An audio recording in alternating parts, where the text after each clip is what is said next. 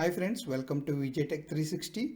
In this video, I am going to show you how you can launch the Linux virtual machine. So for that, what you have to do is you need to log into portal.azure.com. So right now I logged in and this is my account. And for that, what you have to do is you need to click on the virtual machine. If you are not able to see, you just click on over here. Then you click on the all services here. Then you need to select the compute here. Under compute you can see the virtual machines. So if you are confused with this, every time whenever you need something, there is a search bar here. You just type virtual, then all related to virtual it is going to show here. These are the results. So here you can click on this virtual machine, it will navigate there. You can find marketplace, you can find the documents related to it, everything will be listed. So right now my demo is about the Windows or Linux virtual machines. So I need just only virtual machine services. So I'm just clicking on virtual machines. Okay. So for that, the screen will be displayed. Right now I am going to click on add and you need to click on the virtual machines. Okay. And it is going to take time and it will show you the window. So very first thing you have to do is here in basics, the first thing is subscription. So right now I am using free trial. So some people might have a pay as you go, some people may have a different subscription for their organization. So very first thing you need to select the subscription. So I selected subscription. The next thing is you need to select the resource group. So as in previous videos we discussed, like whenever you are practicing something, you just create a separate resource group for that, and end of the video you delete that resource group. It will be a good practice. Okay, in production you will use like a dev resource group or project name, like that you can give, but as of now you just give some name. Okay, so I'm just giving here Linux VM. Okay, I'm giving like that. I think no space should be allowed. Okay, and click on OK. So this is the resource group that is going to be created for my virtual machine. Next you need to give virtual machine name. I'm just giving my name over here, and you need to select the region. So whichever is near to you, you can select that region. So I'm okay with East US because it is the most favorite region for Azure, because all resource whichever Azure is going to test or whichever it is going to offer, it is going to first deploy in the East US region. So if you see availability options, so whatever we had discussed, right, like high availability options, if you see availability zones and availability sets are available in the availability option. So if you want high availability, then you need to select either availability zone or availability sets. Okay, so in availability zone, if you select in which zone you want to keep this. Okay, and if you select availability set, you need to create the availability set where it will ask you fault domain and updated domain. So you need to give how many fault domains you need to give how many updated domains you need. So as of now I don't need any sort of high availability option, so I just selected no infrastructure redundancy required. Then after, you need to select the operating system. So right now in this demo I am going to show you about Ubuntu Server 18.04 LTS generation 1. So if you want to have more images like Citrix or some other resource, then you need to click on browse all public and private images.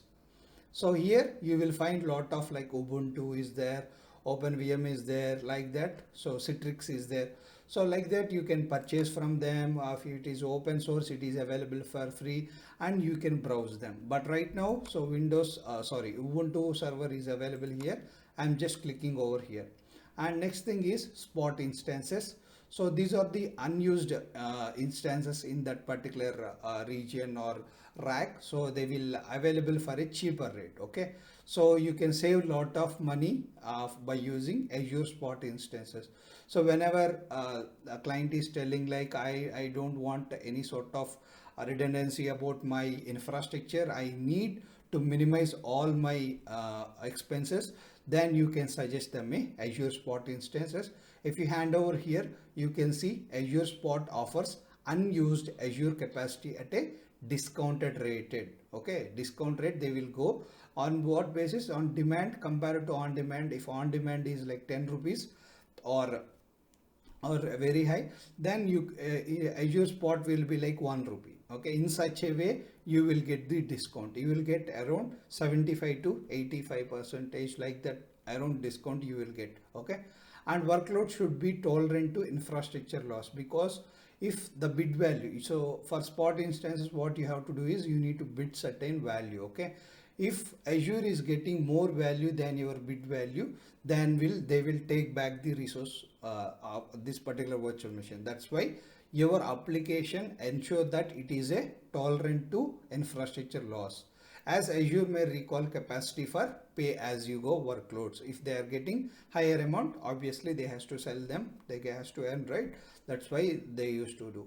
But until unless it is required, you don't go for this option. Okay, so if your application is feasible, then you should go for the Azure Spot. Otherwise you should not go for the Spot instances.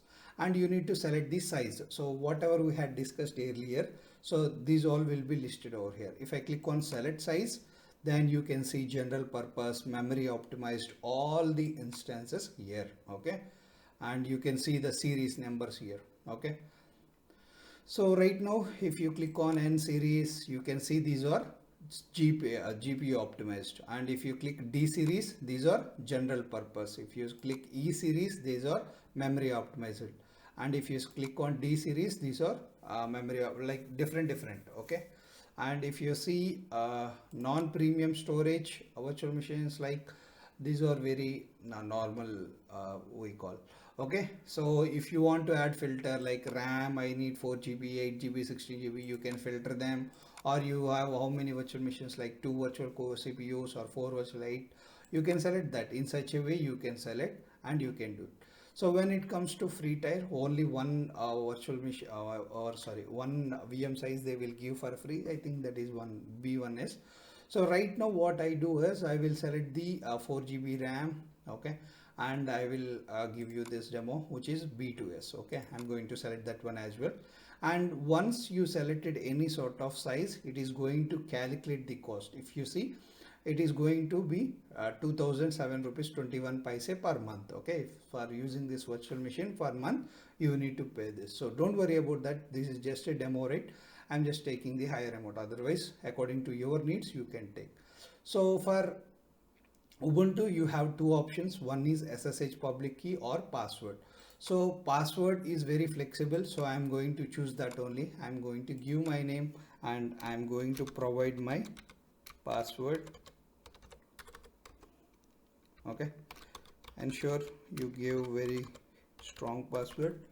So I gave my password. Okay, and here public inbound ports, so this we will discuss while discussing about the NSG, but as of now you just remember for Ubuntu we will make use of SSH protocol, which will be 22 port number. Okay, that should be allowed. And if you click on next, so this is like a disks. Okay, so in disks we spoke about HDD, we spoke about SSD, we spoke about premium SSD. So whenever you select other, Azure will give you some notification saying that, boss, if you selected premium SSD, you are going to get the highest SLA, like it will be highly available. But see here, if you select premium SSD, how much they are telling, it is going to available for 99.9 percentage, which means that it is available very high. Okay, only 0.1 percentage is the downtime you can expect. Okay, so that's why they used to suggest premium SSD. Since this is a premium, this is a free trial account, I am just selecting the premium, but according to your needs you can select that one. Okay, and encryption, there are two types. So always whenever you are storing something in Azure, means it is encrypted by default. Okay, but if you don't want the platform managed key and you want to have your own key, then you need to select encryption at rest with a customer managed key. So right now I am fine with Azure key. Okay, I don't want to bother about my this is just a demo, right? So I am not. So if customer is telling that my data should have a encryption keys, then you need to go for the customer managed keys. That's one. And if you want to attach any sort of data disk, so you can attach, like this is like a adding one extra disk to your CPU, or your machine. Okay, Like in your computer also you have your own what we call hard disk in your machine.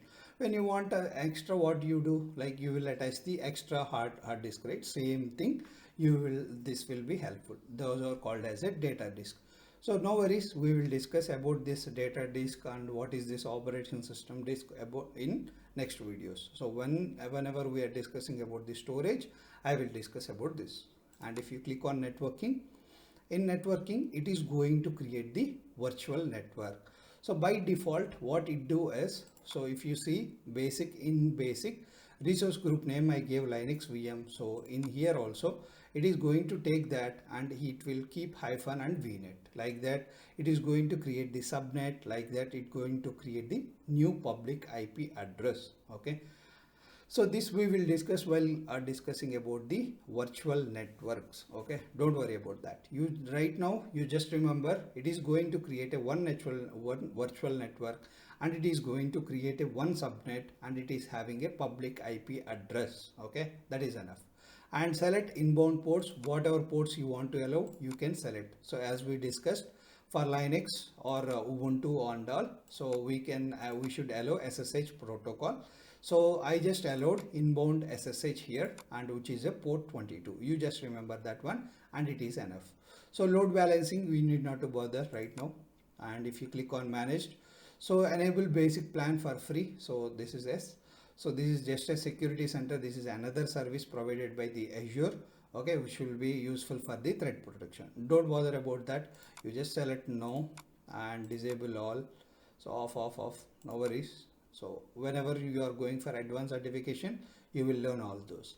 And extensions and customize this and all, you just leave and click on tags. If you are interested, you can give like department HR, department engineering, like that department, your project name or something like that. You can give the tags and you can utilize that, because tags are very useful for the tracking purpose. So if someone is questioning you about cost or someone is questioning about resource, you can get by using tags itself. Okay, now what it do is it is going to validate our template. Okay, whether you gave all the inputs or not, it is going to check them, and if everything is good, then the final validation is going to pass. Okay, if not, it will show you the errors where you had done mistake. Now if you see, I had given all the inputs which are required here, and it is showing validation passed. So for next, what I have to do is I need to click on the create button. So once you click on create button, the deployment is going to start. You can see from the notification itself. Okay, so if you see initializing deployment, so now in next seconds it is going to pop up one more screen which will tell you the progress, like in progress, completed, something like that. Okay, just wait.